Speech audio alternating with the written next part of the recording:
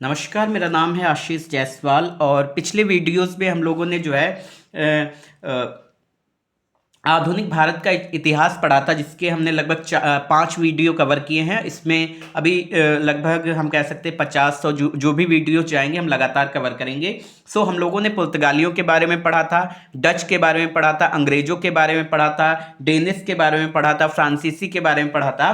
तो इतना सारा पढ़ने के बाद अगर हम रिवीजन करें तो 10 मिनट में रिवीजन बहुत मुश्किल है। सो अगर आपने हमारे वीडियोस नहीं देखें तो आप वापस जाके देख सकते हैं, या हम डिस्क्रिप्शन बॉक्स में ये वीडियोस लिंक आपको शेयर कर देंगे, आप उससे देख सकते हो। तो फ्रांसीसियों की थोड़ी सी हम एक्सप्लेन कर दें कि जिस समय फ्रांसीसियों ने फ्रांसीसी ईस्ट इंडिया कंपनी की स्थापना की, उस वक्त जो है लुई 14 जो है वहाँ का राजा था फ्रांस का, और उसका एक मंत्री था, फाइनेंस मिनिस्टर या हम कह सकते हैं वित्त मंत्री था, जिसका नाम था कोलबर्ट। 1664 में ये कंपनी फॉर्म करते हैं। इस कंपनी का नाम था company the end Orient the company the end oriental. इस ये कंपनी का नाम था।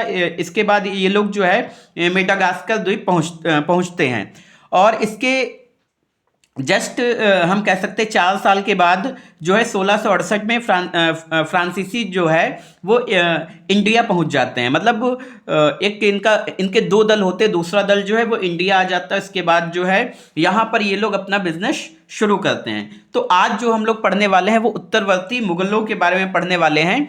ये आप यहाँ पे देख सकते हो, ये पूरी मुगल साम्राज्य के उत्तराधिकारी जो हैं, जो शासक है, उनका पूरा हम कह सकते हैं एक ग्राफ दिया गया है, कौन कौन था। शाहजहां से शुरुआत की गई है और यहाँ पे रफीउद्दर्जात तक बात की गई है। इसके अलावा हमारा जो मेन कैरेक्टर है वो है औरंगजेब। यहाँ पे हम औरंगजेब के बारे में पढ़ने वाले हैं।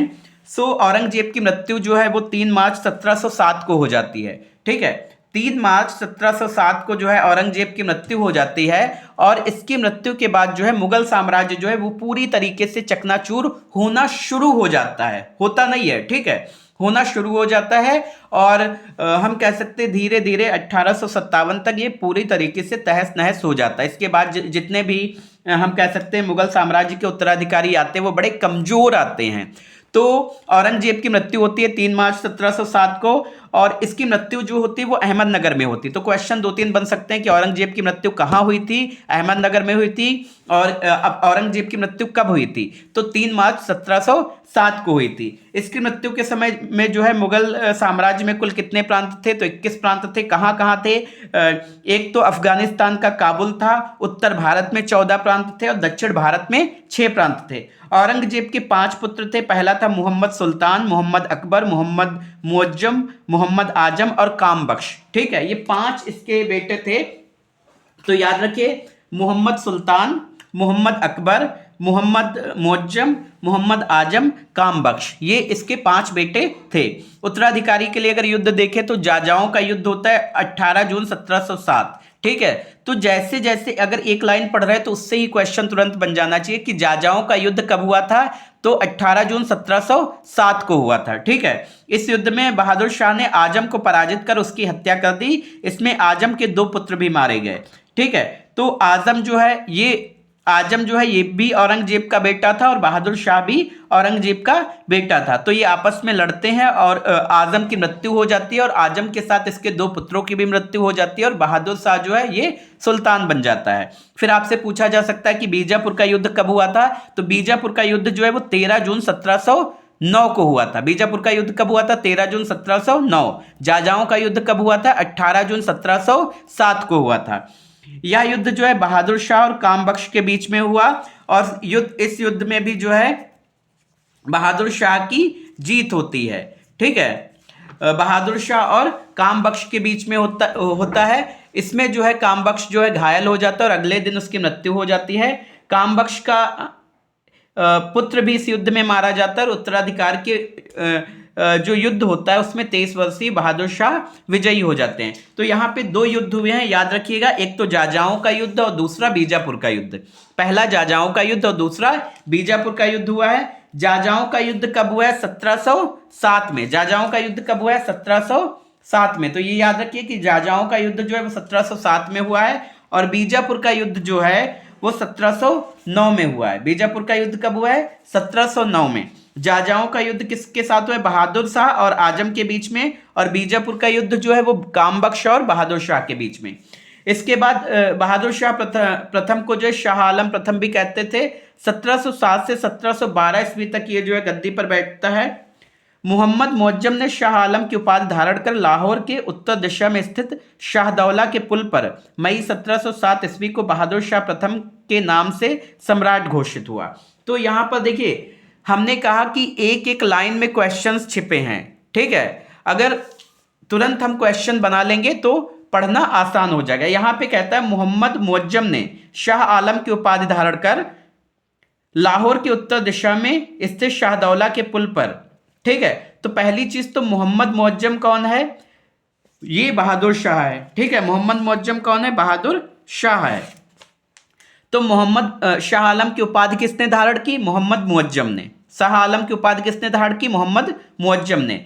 और इसके बाद 1707 ईस्वी को जो है बहादुर शाह प्रथम के नाम से सम्राट घोषित हुआ। अब मोहम्मद मुअज्जम जो है वो सम्राट किस नाम से घोषित हुआ? तो बहादुर शाह प्रथम के नाम से, ठीक है। याद रखिएगा कि मोहम्मद मुअज्जम जो है वो सम्राट किस नाम से घोषित हुआ? बहादुर शाह प्रथम के नाम से। उसने उपाधि कौन सी धारण की? शाह आलम की उपाधि धारण की। कहां पर उसका राज्याभिषेक किया गया, या हम कह सकते कहां पर उसको सुल्तान सम्राट घोषित किया गया? शाहदौला के पुल पर, ठीक है। शाहदौला के पुल पर। तो ये तीनों नाम याद रखने हैं कि शाह आलम जो है इसने उपाधि धारण की थी। बहादुर शाह प्रथम जो है इसका टाइटल था, या हम कह सकते इस नाम से सम्राट घोषित किया हुआ था। और शाहदौला जो है ये पुल का नाम है। इसने जो है हिंदू राजाओं सरदारों के प्रति अधिक सहिष्णुता रुख अपनाया। मतलब इसके टाइम पे कहते हैं कि मंदिरों को नहीं तोड़ा गया, और ये हिंदू राजाओं को सम्मान देता था, और बहुत ज़्यादा कट्टर नहीं था। मराठा सरदारों के प्रति उसकी नीति अस्थिर रही। उसने उन्हें दक्कन की सरदेश मुखी दे दी, मगर चौथ का अधिकार नहीं दिया। उसने साहू को मराठों का विधिवत राजा नहीं माना। देखिए, दक्कन में अगर हम देखें तो मराठों के प्रति इसकी नीति जो थी वो अस्थिर थी, मतलब स्थिर नहीं थी। तो इसने क्या किया कि सरदेश मुखी तो दे दी, लेकिन चौथ नहीं दी उनको, ठीक है। सरदेश मुखी क्या होता है, चौथ क्या होता है, ये भी हम आपको एक्सप्लेन करेंगे। तो इसने जो है मराठों को क्या दे दी? सरदेश मुखी तो दे दी, लेकिन चौथ नहीं दी। और साहू जो थे, साहू को इसने जो है राजा नहीं माना। साहू को इसने मराठों का राजा नहीं माना। बहादुर शाह ने जो है गुरु गोविंद सिंह के साथ संधि कर एक बड़ा मनसब देकर विद्रोही सिखों के साथ मेल मिलाप करने का प्रयास किया, ठीक है। इसने जो है गुरु गोविंद सिंह के साथ जो है संधि की, मेल मिलाप करने की कोशिश की। और संधि करने के बाद जो है, समझौता होने के बाद जो है, जो विद्रोही सिख थे वो कहीं ना कहीं मान जाते हैं। लेकिन जब गुरु गोविंद सिंह की मृत्यु हो जाती है तो बंदा बहादुर जो हैं उनके नेतृत्व में सिखों ने जो है पंजाब में बगावत का झंडा फिर से बुलंद कर दिया।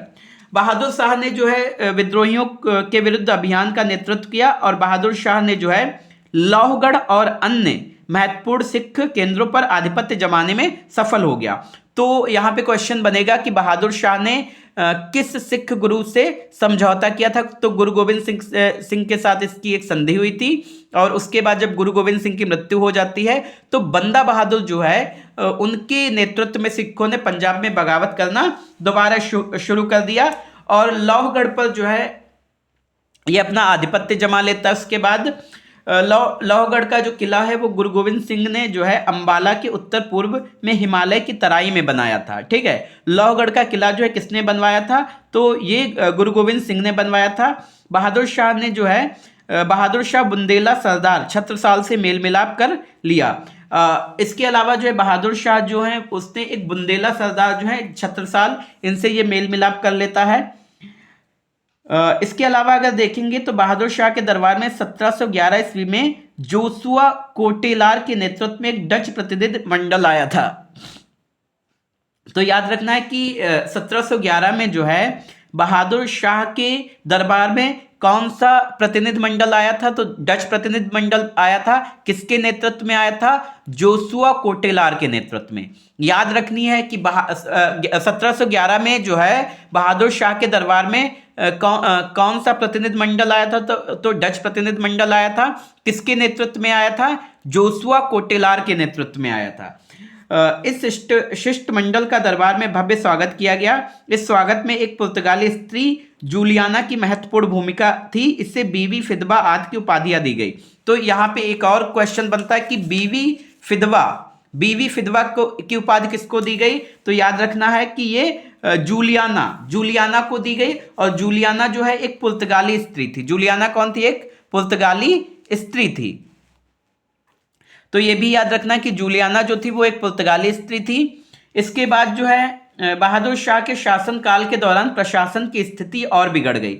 जो बहादुर शाह का शासन है उसके दौरान जो है प्रशासन की स्थिति और बिगड़ जाती है। बहादुर शाह द्वारा अंधाधुंध जागीरें देने और पदोन्नत करने के फलस्वरूप राज्य की वित्तीय स्थिति पहले से खराब हो गई। देखिए बहादुर शाह के टाइम पे क्या हो रहा था कि लगातार अंधाधुंध जागीरें दी जा रही थी। अंधाधुंध जागीरें मतलब जमीनें खूब बांटी जा रही थी और पदोन्नति बहुत हो रही थी। ठीक है, पदोन्नति मतलब प्रमोशन हो रहे थे। प्रमोशन होगा तो सैलरी भी बढ़ेगी, जिससे क्या काम कम हो रहा था, पदोन्नति ज्यादा हो रही थी। इससे क्या हुआ कि इकोनॉमिक कंडीशन ज्यादा खराब हो गई। 1712 ईस्वी में जो है उसकी मौत ने साम्राज्य को एक बार फिर गृह युद्ध में फंसा दिया। 1712 में जब इनकी मृत्यु होती है तो फिर से साम्राज्य के लिए जो है गृह युद्ध हो जाता है। मतलब इसके बेटे आपस में लड़ जाते हैं और गृह युद्ध के कारण कहते हैं कि 10 सप्ताह बाद जो है दिल्ली में इसका शव दफनाया गया था। 10 सप्ताह तक जो है बहादुर शाह का शव जो है रखा रहता है। बहादुर शाह को जो है शाहे बेखबर भी कहा जाता था। ठीक है, शाहे बेखबर। सर सिडनी ओवन ने लिखा है कि मुगल सम्राटों में बहादुर शाह अंतिम सम्राट था जिसके संबंध में कुछ अच्छे शब्द कहे जा सकते हैं। ठीक है, तो सर सिडनी जो है इन्होंने लिखा है कि मुगल सम्राटों में जो है बहादुर शाह जो है अंतिम सम्राट था जिसके संबंध में जो है कुछ अच्छे शब्द कहे जा सकते हैं। बहादुर शाह के 4 पुत्र थे, जहांदर शाह, अजीमुशान, रफीउशान और जहान शान। ये 4 पुत्र इनके होते हैं, बहुत इंपॉर्टेंस नहीं रखते हैं हिस्ट्री में। ठीक है, इसके अलावा हम देखेंगे कि जहांदर शाह जो है 1712 से 1713 ईस्वी तक शासन करता है। जहांदर शाह जो है तैमूरी वंश का प्रथम अयोग्य शासक था। ठीक है, ये जो है प्रथम, इसको अयोग्य शासक माना जाता है। लंपट मूर्ख भी इसको संज्ञा दी जाती है। इसके शासन काल में प्रशासन वस्तुतः जुल्फिकार खां के हाथों में था। तो कुछ चीजें याद रखनी है कि तैमूरी वंश का सबसे अयोग्य शासक कौन था? तो जहांदर शाह था। तैमूरी वंश का सबसे अयोग्य शासक कौन था? जहांदर शाह था। लंपट मूर्ख किसको कहा जाता है? जहांदर शाह को कहा जाता है। और जहांदर शाह के शासन काल में जो है प्रशासन किसके हाथों में था? तो जुल्फिकार खां के हाथों में था। और जो कि बाद में वजीर बन गया था। जुल्फिकार खां के पिता जो हैं असद खां को वकील नियुक्त किया गया था। ये दोनों पिता पुत्र ईरानी अमीरों के नेता थे। तो यहाँ पे क्वेश्चन ये भी बनेगा कि असद खां कौन थे? तो असद खां जो हैं वो जुल्फिकार खां के पिता थे। और इन दोनों को जो है इनको जहांदर खां के पिता को जो है वकील नियुक्त किया गया था। और ये दोनों जो पिता पुत्र हैं ये अमीरों के नेता थे, ईरानी अमीरों के नेता थे। जुल्फिकार खां के बारे में और भी जो है, ये भारतीय असंतुष्ट वर्ग को संतुष्ट करने का प्रयास इसने किया। उसने जो है जय सिंह को मिर्जा राजा की पदवी दी थी। तो सवाल ये भी बनेगा कि जय सिंह को जो है मिर्जा राजा की पदवी किसने दी थी? तो जुल्फिकार खान ने दी थी। उन्हें मालवा का सूबेदार भी नियुक्त किया था इसने। तो क्वेश्चन फिर बनेगा कि जय सिंह को मालवा का सूबेदार किसने नियुक्त किया था? तो जुल्फिकार खान ने नियुक्त किया था। अजीत सिंह को जो है महाराजा की पदवी किसने दी थी? तो जुल्फिकार खान ने दी थी। गुजरात का गवर्नर अजीत सिंह को किसने बनाया था? जुल्फिकार खान ने बनाया था। और 7000 का मनसब इन लोगों को किसने दिया था? तो जुल्फिकार खान ने दिया था। तो बहुत सारी चीजें बन गई कि देखो 4-5 क्वेश्चन ऐसे बन जाते हैं कि जय सिंह को जो है मिर्जा राजा की पदवी किसने दी? जुल्फिकार खान ने दी। मालवा का सूबेदार जो है राजा जय सिंह को किसने नियुक्त किया? जुल्फिकार खान ने किया। और जो है महाराजा की पदवी जो है अजीत सिंह को किसने दी? जुल्फिकार खान ने दी। गुजरात का गवर्नर अजीत सिंह को किसने बनाया? जुल्फिकार खान ने बनाया। और इसके अलावा जो है दोनों को 7000 का मनसब किसने प्रदान किया? तो जुल्फिकार खान ने प्रदान किया। तो ऐसे ही बहुत सारे क्वेश्चंस बन जाते हैं। इसके अलावा जो है जहांदर शाह के समय में जो है जजिया का समाप्त कर दिया गया। मराठा शासक को दक्कन से चौथ व स्वदेशमुखी वसूल करने की अनुमति इस शर्त पर दी गई कि उनकी वसूली मुगल अधिकारी करेंगे और फिर मराठा अधिकारियों को दे देंगे। अब देखिए जहांगीर शाह के समय में जो है जजिया कर समाप्त कर दिया गया था। ठीक है, जहांगीर शाह के समय में जजिया कर समाप्त कर दिया गया था और ये कहा गया था कि मराठा शासक को जो है दक्कन से चौथ व स्वदेशमुखी वसूलने की अनुमति दे दी जाती है, लेकिन इस शर्त पर दी जाती है कि मुगल अधिकारी जो है वसूली करेंगे और मराठा अधिकारियों को दे देंगे। जुल्फिकार खान ने जो है चूड़ामन जाट और छत्रसाल बुंदेला के साथ मेल मिलाप कर लिया। केवल बंदा बहादुर और सिखों के प्रति उसने दमन की पुरानी नीति रखी। तो चूड़ामन जाट और छत्रसाल बुंदेला के साथ मेल मिलाप किसने किया था? जहांगीर शाह ने किया था। ठीक है, इसके बाद जहांगीर शाह लाल कुंवर नामक वेश्या से प्रेम करता था। ठीक है, तो लाल कुंवर नामक वेश्या से प्रेम कौन करता था? तो जहांगीर शाह करता था, मतलब बहुत सारे। उसने उसके रिश्तेदारों को उच्च पदों पर नियुक्त किया। जहांगीर शाह के भतीजे फर्रुख सियर ने सम्राट के पद का दावा किया तथा इसमें उसकी सहायता सैयद बंधुओं ने की। फर्रुख सियर जो है ये जहांगीर शाह का भतीजा था। इसने जो है सम्राट के पद का दावा किया और इसमें जो है इसकी सहायता किसने की? सैयद बंधुओं ने की। उसने एक गलत प्रवृत्ति इजारा को बढ़ावा दिया। इजारा व्यवस्था में भू राजस्व की नीलामी की जाती थी और इससे किसानों का उत्पीड़न बढ़ा। इसके काल में अमीरों में गुटबंदी और प्रतिस्पर्धा का सूत्रपात हुआ।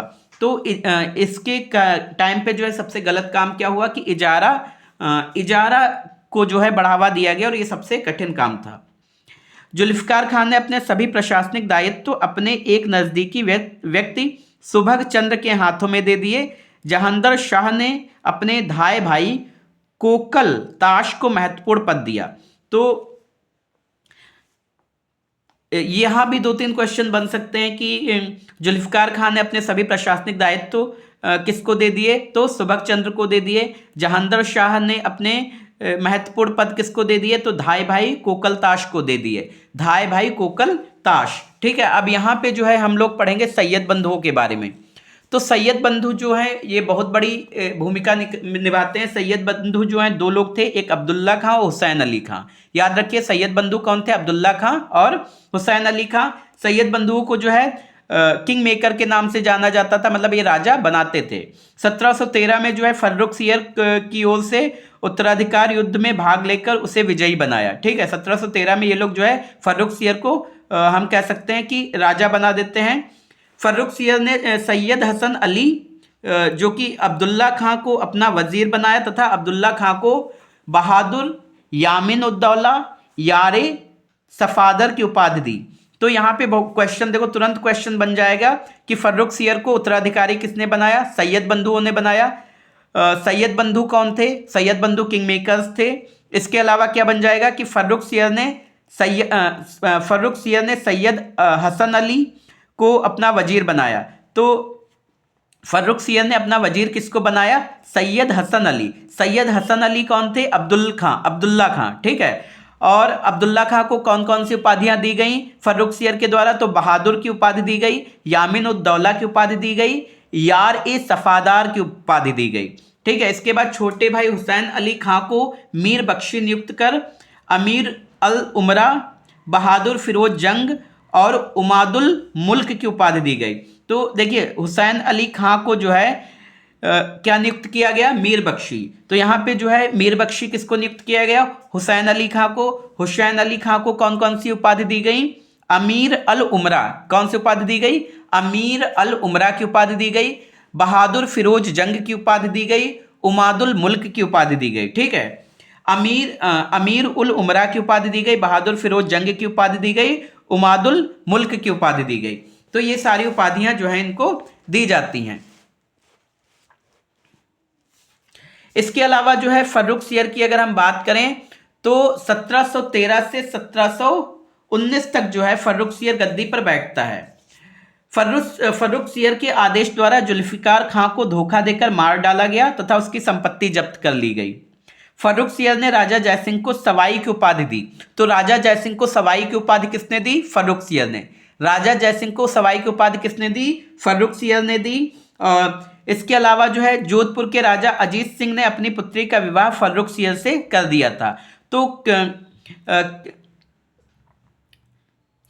अजीत सिंह ने जो है अपनी पुत्री का विवाह किसके साथ किया था? फर्रुखसियर के साथ किया था। सैयद बंधुओं ने धार्मिक सहिष्णुता की नीति अपनाई थी। उन्होंने फर्रुखसियर के राजगद्दी पर बैठते ही जजिया को समाप्त कर दिया था। तो फर्रुखसियर के टाइम पर जजिया को किसने समाप्त किया था? सैयद बंधुओं ने, ठीक है। और इन्होंने जो है तीर्थ यात्रा कर हटा दिए थे। उन्होंने जो है जाट सरदार चूड़ामन के साथ मित्रता कर ली थी। तो ये सारे ये हम क्वेश्चन बना सकते हैं कि जाट सरदार चूड़ामन के साथ मित्रता किसने की थी? फर्रुख बंधुओं ने की थी। और तीर्थ यात्रा कर किसने हटाया था? सैयद बंधुओं ने हटाया था, ठीक है। जजिया कर को किसने समाप्त किया था? सैयद बंधुओं ने समाप्त किया था। देखिए दस्तक क्या होता था? दस्तक जो है एक करमुक्त व्यापार करने का परमिट होता था, ठीक है। 1717 में मुगल सम्राट फर्रुखसियर द्वारा जारी फरमान में सीमा शुल्क से मुक्त व्यापार करने की अनुमति के बाद कलकत्ता की अंग्रेज फैक्ट्री का प्रेसिडेंट दस्तक को जारी करता था, ठीक है। दस्तक जो है हमने अभी बताया कि ये जो है करमुक्त व्यापार करने का एक परमिट था। इसके बाद क्या है? फर्रुखसियर के समय में 1716 में बंदा बहादुर को दिल्ली में फांसी दे दी जाती है। 1717 में जो है इसने अंग्रेजों को व्यापारिक लाभ हेतु तो शाही फरमान जारी किया, जिसके द्वारा उन्होंने व्यापार में छूट प्राप्त की। तो 1716 में क्या होता है? फर्रुखसियर के टाइम पे बंदा बहादुर को दिल्ली में फांसी दे दी जाती है। तो यहाँ पे क्वेश्चन अगर तोड़ मरोड़ के बनाए तो बहुत सारे बनेंगे। बंदा बहादुर को फांसी कब दी गई? 1716 में दी गई। बंदा बहादुर को फांसी कब दी गई? सॉरी, वो तो 1716 में दी गई, ठीक है। बंदा बहादुर को फांसी कहाँ दी गई? दिल्ली में दी गई। बंदा बहादुर को फांसी किसके समय में दी गई? फर्रुखसियर के टाइम पर दी गई। 1717 में क्या होता है कि इसने अंग्रेजों को व्यापारिक लाभ हेतु शाही फरमान जारी किया, जिसके द्वारा उन्हें व्यापार में छूट प्राप्त थी। तो शाही फरमान अंग्रेजों के किसने जारी किया? फर्रुखसियर ने जारी किया। सैयद हुसैन अली ने 1719 में पेशवा बालाजी विश्वनाथ से दिल्ली की संधि करके मराठों से सैन्य सहायता लेकर फर्रुखसियर के अपदस्थ कर अंधा बना दिया तथा 10 दिन बाद उसकी हत्या कर दी। इसके बाद क्या होता है? सैयद बंधु जो हैं 1719 में पेशवा बालाजी विश्वनाथ से दिल्ली की संधि लेकर मराठों से सैन्य सहायता लेकर फर्रुखसियर को अपदस्थ कर अंधा बना देते हैं। इसके बाद जो है ये बगावत करना शुरू कर देता है फर्रुखसियर। तो सैयद बंधु क्या करते हैं कि बालाजी विश्वनाथ जो कि पेशवा थे उनसे सहायता लेते हैं और फर्रुखसियर की हत्या कर देते हैं। फर्रुखसियर को जो है घृणित कायर भी कहा जाता। क्या कहा जाता था? घृणित कायर कहा जाता। तो यहाँ पे क्वेश्चन बन जाएगा कि घृणित कायर किसको कहा जाता था? तो फर्रुखसियर को कहा जाता था। इसके बाद रफीउद्दर्जात, रफीउद्दर्जात को जो है किंग बनाया जाता है। ये 18 फरवरी से 4 जून तक, मतलब कुछ समय तक रहता है 1719 में, ठीक है। यह सबसे कम समय तक शासन करने वाला शासक था। तो सबसे कम समय तक शासन करने वाला शासक कौन था? रफीउद्दर्जात। इसे भी सैयद बंधुओं ने गद्दी पर बिठाया था, ठीक है। इस काल की उल्लेखनीय घटना निकुशियर का विद्रोह था, ठीक है। तो रफीउद्दर्जात के समय पे सबसे बड़ी घटना कौन सी हुई थी? निकुशियर का विद्रोह। निकुशियर का विद्रोह। तो एक ही चीज याद रखना है कि निकुशियर का विद्रोह कब हुआ था? तो रफीउद्दर्जात के टाइम पे हुआ था, ठीक है। और जिसने आगरा के दुर्ग पर आधिपत्य कर स्वयं को सम्राट घोषित कर दिया। निकुशियर अकबर द्वितीय का पुत्र था। निकुशियर जो है वो कौन था? अकबर द्वितीय का पुत्र। इसकी मृत्यु जो है टीबी से हो जाती है, क्षय रोग से।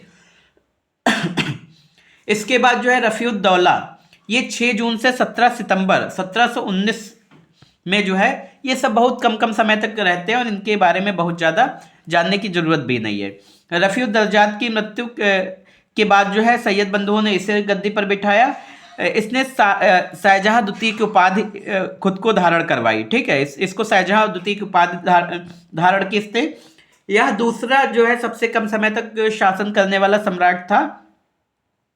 इसके शासनकाल में राजा अजीत सिंह अपनी विधवा पुत्री को मुगल हरम से वापस ले गया, ठीक है। इसके बाद क्या होता है कि जो अजीत सिंह है वो अपनी विधवा पुत्री को मुगल हरम से वापस ले जाते हैं, जिसने पुनः हिंदू धर्म स्वीकार कर लिया। रफीउद्दौला की मृत्यु पेचिस नामक बीमारी से हुई थी, ठीक है। तो पेचिस से इनकी मृत्यु हो जाती है, टीबी से उनकी हो जाती है, साले सब मरने लगते हैं धीरे धीरे।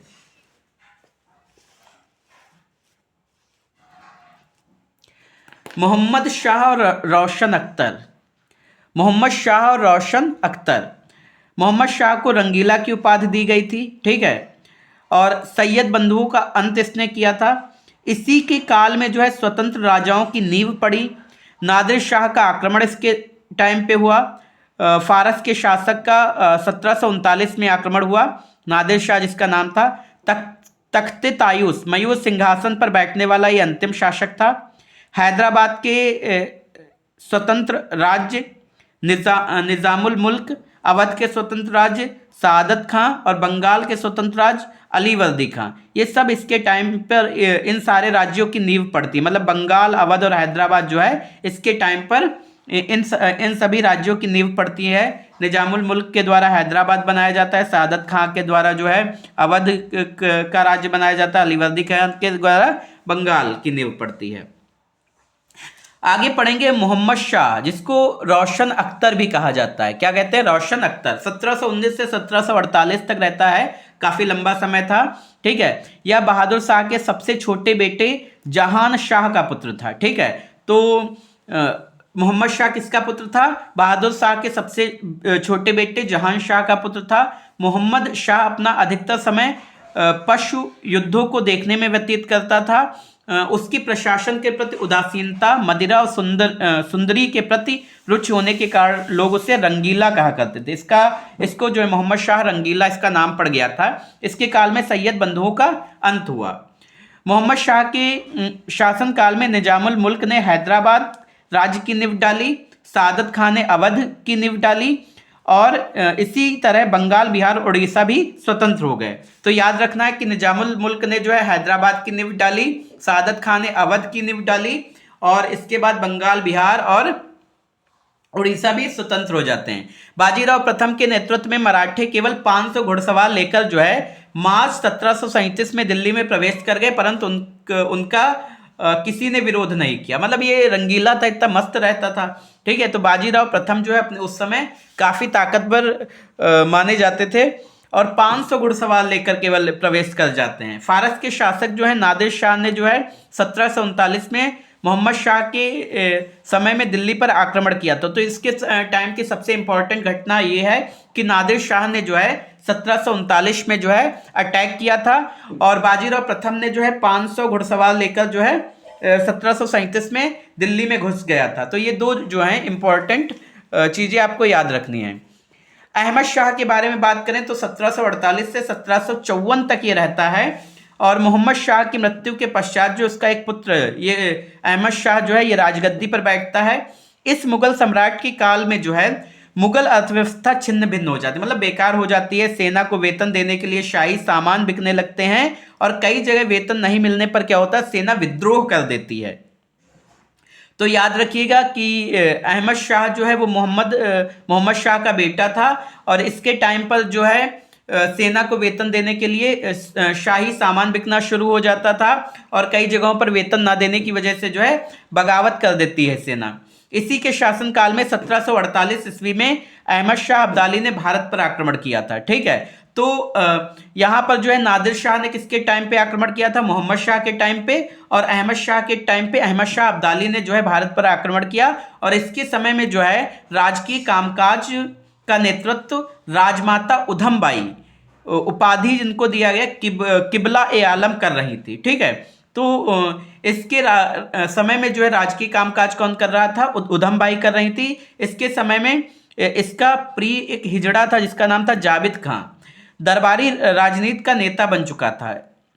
जाबिद खां को नवाब की उपाधि प्रदान की गई थी। तो यहाँ पे देखिए कई सारे क्वेश्चन बनेंगे कि अहमद शाह अब्दाली के टाइम पर जो है एक हिजड़ा जो है वो राजनीतिक नेता बन चुका था, उसका नाम क्या था? तो उसका नाम जाबिद खां था। उस जाबिद खां को कौन सी उपाधि दी गई थी? तो नवाब की उपाधि दी गई थी। तो ऐसे बहुत सारी चीजें आपको याद नहीं रखनी पड़ेंगी, एक दो बार जब आप ध्यान से सुनेंगे तो वो आपको क्लियर हो जाएंगी। इसके बाद जो है सफदर जंग ने जो है जब जाबिद खां की हत्या करवा दी तब अहमद शाह ने इमाद उल मुल्क को वजीर बनाया।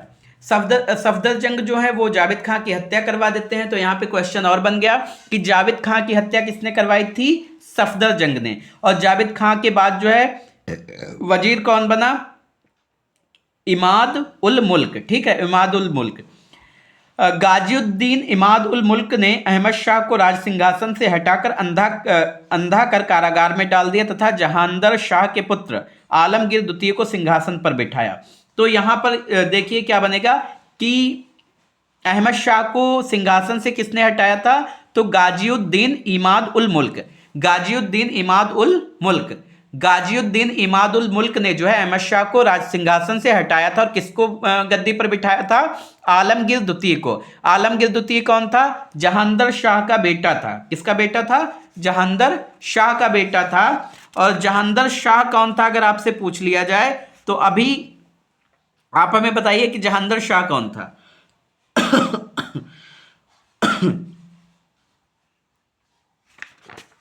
बताइए जहांदर शाह कौन था? आगे देखिए, आलमगीर द्वितीय 1754 ईस्वी से 1758 ईस्वी तक। आलमगीर द्वितीय, इसका नाम अजीजुद्दीन था। इसके काल में अब्दाली दिल्ली में प्रवेश कर गए थे। ठीक है, तो आलमगीर द्वितीय का नाम क्या था? अजीजुद्दीन। आलमगीर द्वितीय जो है प्लासी के युद्ध के समय मुगल सम्राट बना था। इसी के टाइम पर जो है प्लासी का युद्ध हुआ। इसके बाद शाहजहां तृतीय बनता है। बहुत ज़्यादा इसके बारे में याद करने की जरूरत नहीं है। ठीक है, आलमगीर द्वितीय के बारे में छोटी सी लाइन है कि प्लासी का युद्ध इसके टाइम पे हुआ था। शाहजहां तृतीय बनता है 1758 से 1759 तक। 1758 से 1759 तक।